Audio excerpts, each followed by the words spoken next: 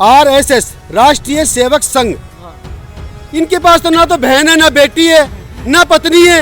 इन्हें क्या पता बहन बेटी के साथ क्या व्यवहार होता है। 17% मुसलमान कभी नहीं कहता मैं खतरे में हूँ, मुझे खतरा है।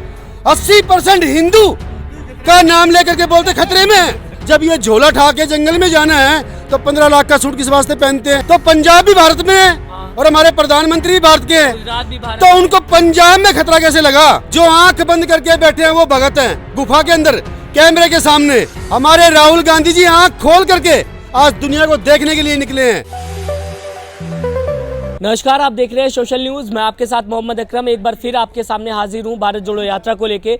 हालांकि इस बीच मैं आपको बताना चाहूंगा कि भारत जोड़ो यात्रा की अगर बात की जाए, पंजाब पहुंच चुके हैं, आज पहला दिन है। आप हमारे पीछे देख सकते हैं कैंप लगा हुआ है, पूरी तरीके से लोग यहाँ पे आते हुए दिखाई दे रहे हैं। हालांकि मैं आपको बताना चाहूँगा कई लोग अभी भी आ रहे हैं लगातार। जो लोग भारत जोड़ो यात्रा में चल रहे थे, जो लोग राहुल गांधी के पीछे थे, उनका आने लगातार हो रहा है। कई जगह खाली है। हमारे साथ कुछ लोग मौजूद हैं, उनसे बात करने की कोशिश करेंगे। विचारधारा मैं आपके सामने उनकी रखना चाहूँगा। और कांग्रेस पार्टी क्या 2024 में आ पाएगी? क्या कांग्रेस पार्टी इस समय सत्ता में वापस आ पाएगी और आना क्यों ज़रूरी है? इन सब पे बात करेंगे। राहुल गांधी जी दिल्ली से चले हैं ना, वो जनता के लिए चले हैं। उनके मुद्दे क्या हैं? उनके मुद्दे हैं कि इन्होंने जात पात को बांटने का जो काम किया है ना, उनके खिलाफ है। उन्होंने नफरत के बाजार में एक मोहब्बत की दुकान खुली है, 100 दुकान वो खुल गई। और दूसरी बात, हमारे राहुल जी ने क्या कहा? चल पाएगी दुकान? फायदे में भी तो चलनी चाहिए ना। मैं कह रहा हूँ राहुल गांधी जी की दुकान क्या मॉल खुल चुका है और बीजेपी वालों के शटर डाउन हो चुके हैं। ठीक।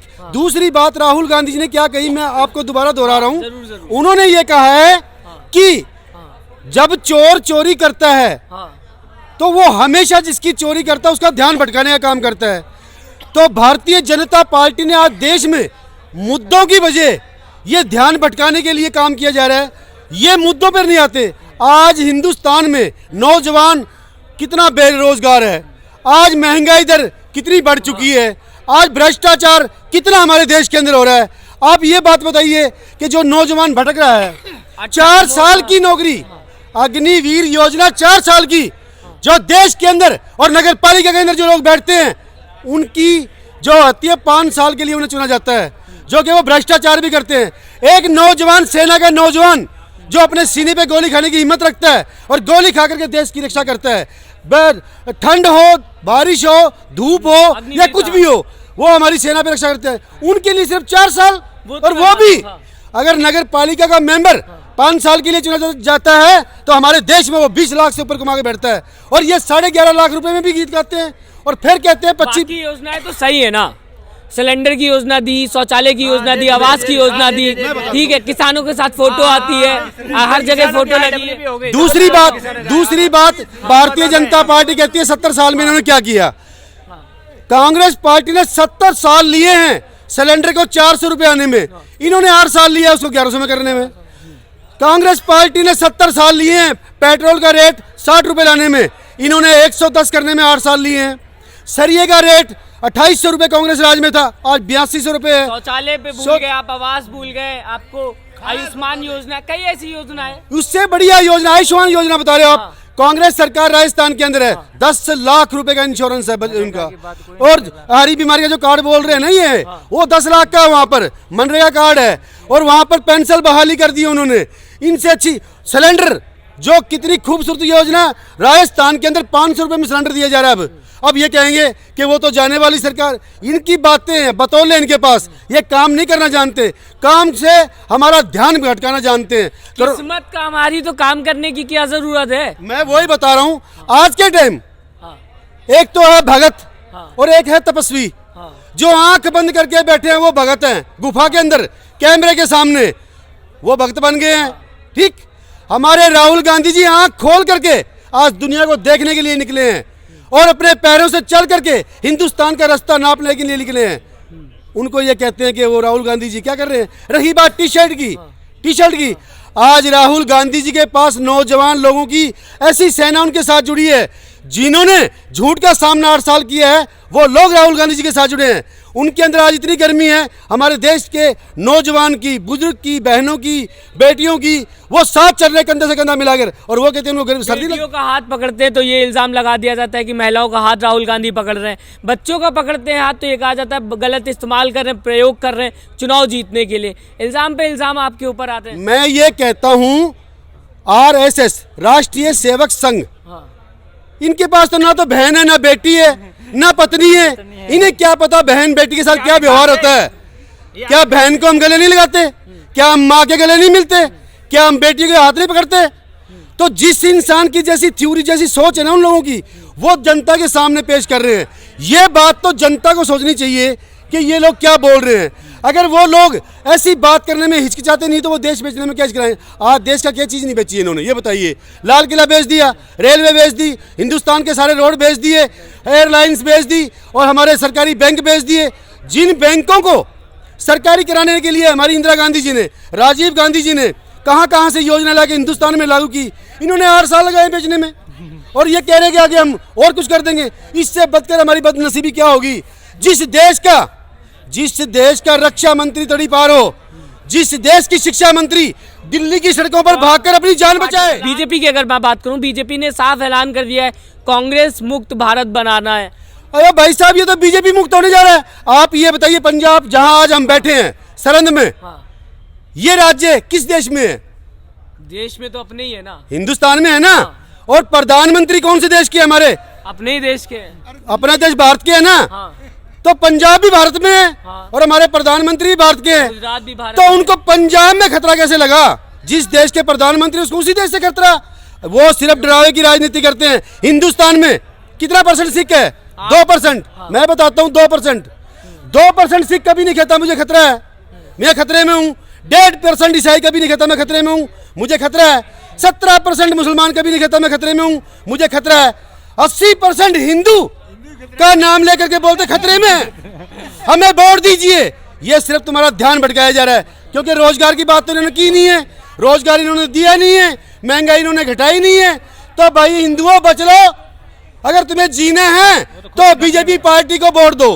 हिंदू भी कौन? 2 किस्म के हिंदू, एक बीजेपी का हिंदू, एक वैसे हिंदू। जो उनको वोट देगा वो हिंदू है, जो उनको वोट नहीं देगा वो हिंदू नहीं है। सर्टिफिकेट तो चाहिए ना। एक छोटा किसान, एक बड़ा किसान। अरे भाई, अभी छोटा और बड़ा किसान कैसा होता है? हम आज तक यही नहीं समझ पाए। हमें समझाइए कि छोटा किसान कौन सा होता है, बड़ा किसान।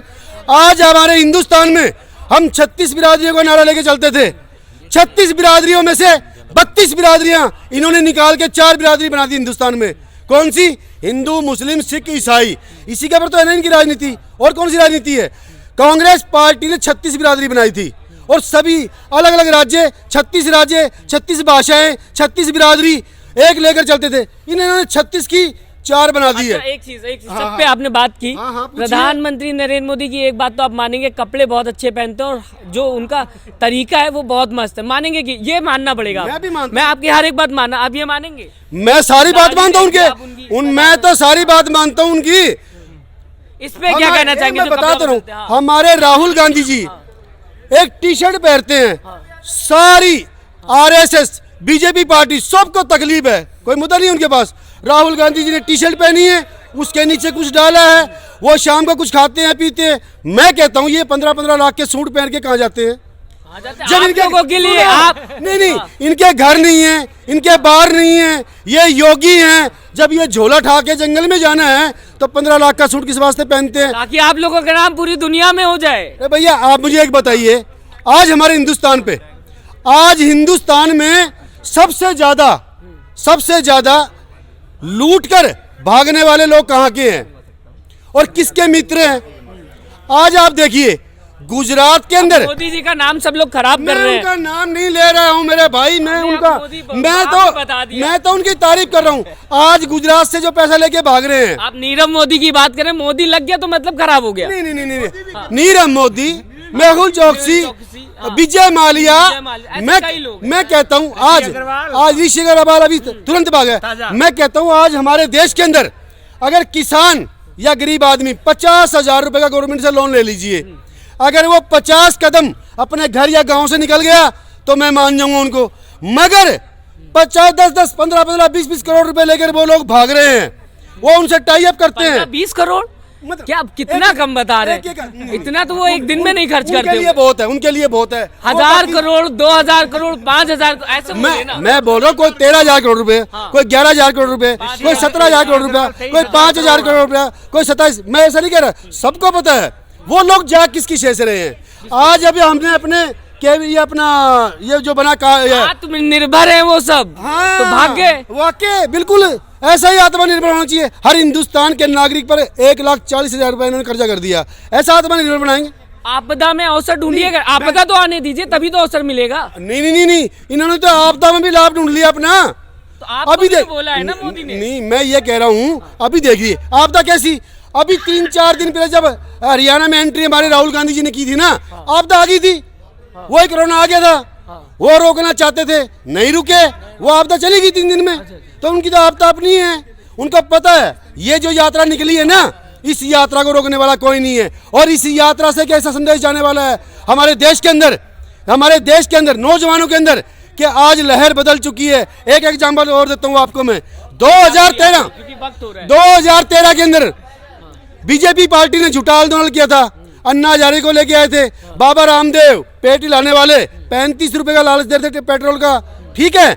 उसके बाद ये अपना अरविंद केजरीवाल जिनकी सरकार है पंजाब में, ये इन लोगों ने एक झूठा आंदोलन चला करके 2013 में हमारी कांग्रेस पार्टी को बदनाम किया और 2014 में ये अपनी सरकार बना गए।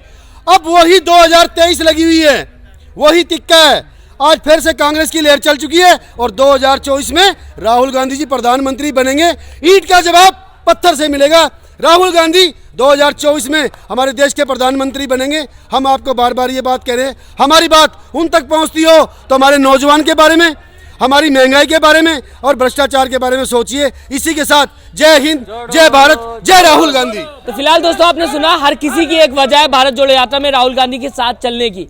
अगर बात करूं, राहुल गांधी लगातार एक टी-शर्ट में चलते हुए दिखाई दे रहे हैं। पंजाब आ चुका है, ऐसे में माना जा सकता है कि भारत जोड़ो यात्रा बहुत आगे पहुंच गई है और लगातार लोग जुड़ते हुए नजर आ रहे हैं। ये कहा भी जा सकता है कि राहुल गांधी का मैसेज हर किसी को मिलता हुआ दिखाई दे रहा है। हर कोई राहुल गांधी की भारत जोड़ो यात्रा का मैसेज जानता हुआ दिखाई दे रहा है। अपनी राय जरूर दीजिएगा, मैं बताइएगा आपकी विचारधारा क्या है, आप किस तरीके से भारत जोड़ो यात्रा को देखते हैं और किस तरीके से राहुल गांधी को देखते हैं। क्या आपके लिए लगता है आपको कि 2024 चुनाव में कांग्रेस बेटर कर पाएगी? अपनी राय जरूर दें, अपना सुझाव जरूर दें और हमसे अभी तक अगर आप नहीं जुड़े तो सच्ची पत्रकारिता के लिए हमसे जरूर जुड़े। नमस्कार। चैनल को लाइक, शेयर एंड सब्सक्राइब करें और बेल आइकन दबाना ना भूलें।